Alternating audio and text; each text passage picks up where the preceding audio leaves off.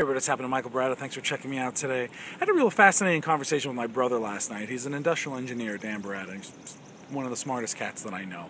And, he works with improving processes and identifying areas that can be improved, through process. And, when we talk, because of my passion with culture, we really come together pretty well. We really have really fascinating conversations. But he challenged me last night. He said, what does culture mean to you? And, it's weird when it's just kind of point blank, what does culture mean to you? And it stopped me. My answer was kind of simple, I think.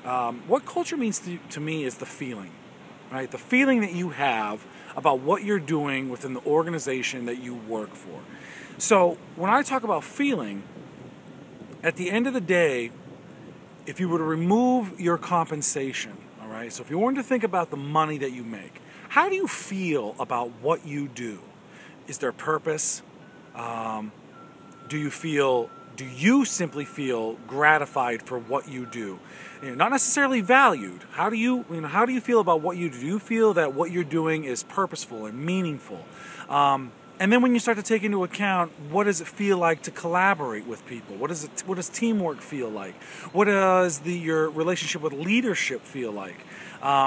So essentially, to me, what culture is how someone feels about what they do within a particular organization.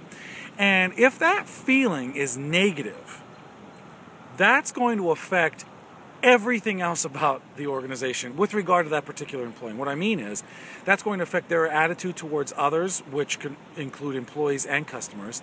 It's going to also affect their output, right? Their level of productivity, in terms of whatever it is that they're doing, whether they're producing a widget or actually rendering a particular service. So when you think about culture, and this is why I feel it's so important, I associate it with a feeling. And if you think about it, when you're feeling crappy, think about what that means to you. When you're feeling super totally awesome, think about what that means to you. Now take those two scenarios and apply them to how you feel within your organization. Chances are, if you're having any issues, you could probably start there and try to work back to, well, why am I feeling this particular way?